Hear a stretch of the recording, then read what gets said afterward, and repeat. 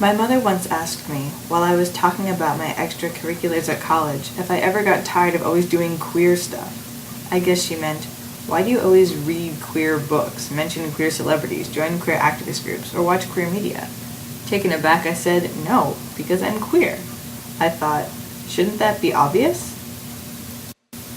We're Jewish, and my mother is heavily involved in temple activities, and even sits on the board. She attends classes and lectures there. She helps to plan and run many events. She encourages my brother through his Jewish education, just as she encouraged me, and was overjoyed at our bar and bat mitzvahs. We host Passover every year. We have Jewish art as much as we have Mexican art representing both sides of our family.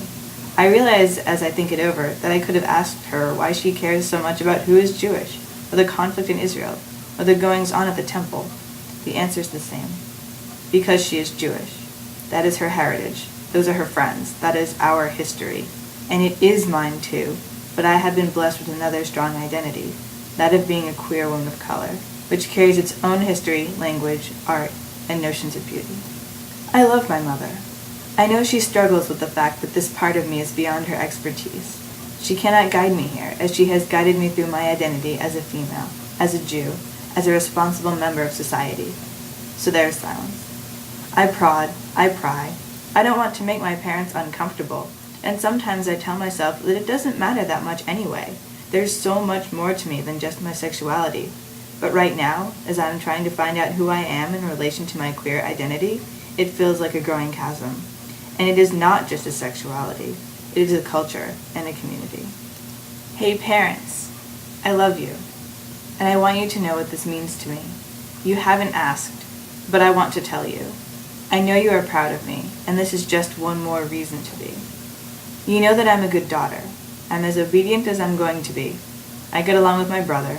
I do well in school, and I'm reaching toward independence. You know that I'm a good Jew. I struggled with my faith and I defined it. I answer questions from strangers about my religion, and someday I hope to make the trip to Israel.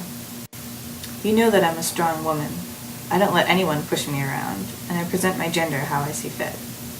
You know that I would be a good Mexican if I had the chance, that I'd take Spanish and have pride in my history. But did you know that I'm a good member of the queer community too? I am dedicated to ending the silence of my peers, the violence toward people like me, and I view education to eliminate ignorance as a personal challenge. I am unapologetic, I am beautiful, and I am proud. I want to laugh about my journey with you. It isn't scary, it's a lot of fun. And it wasn't easy getting to where I am right now. What you see, I built. Once I started, once I apprehended my queerness, I had to go about the business of finding out how to be queer. You might think that just being born that way would be enough, maybe in isolated areas. But if you're going to interact in a community setting with other queer youth, you're going to have to learn the ropes, the slang, the conventions, the fashion, the everything. In essence, you must learn how to be a lesbian. No one wants to be the dyke with the bad haircut who doesn't know the difference between sex and gender. What you see as an over-interest in all things queer is a glimpse of my attempt to define myself within this new community. College opened the doors for me to present myself as exactly who I am for perhaps the first time since I was aware there was more to show. I only hesitated once to present myself as queer, on that very first day, when you have a split second as you extend your hand to meet a new acquaintance to decide who you are now that you are not who you were in high school. And I have never hesitated again. The sense of power in that moment, the relief, the shedding of a lie I was not aware I had told, the weightlessness of a fresh start without self-deception. I want you to understand that. I am nothing now but honesty. I came out to you because of the exhilaration of honesty, not because I felt like I was living a lie, but because I felt I would be misunderstood. You would watch me grow and transform away at college, but you would not have understood the mechanics, and I want you to know. A lot of LGBTQ activism wants to tell you that we're just like everybody else, and that's true, where it counts. We have jobs, take showers, eat chicken, but if you accept the theory that life experiences shape us into who we are, I will tell you that LGBTQ youth, we are not like you at all. In some cases, we may have the same skin color as you, have been through the same religious education as you, we might even share genetic material with you, but we are not the same. Don't buy it.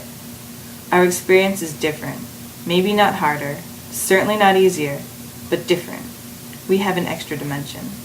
I am part of this new dimension.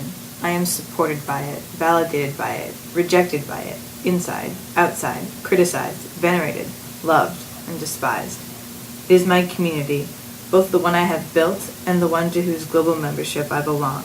And despite the drama and the friend cess and the few crazy bitches, having a queer community gives me the support in my identity that is crucial for my security and development, because it is different being a queer youth. And I know that.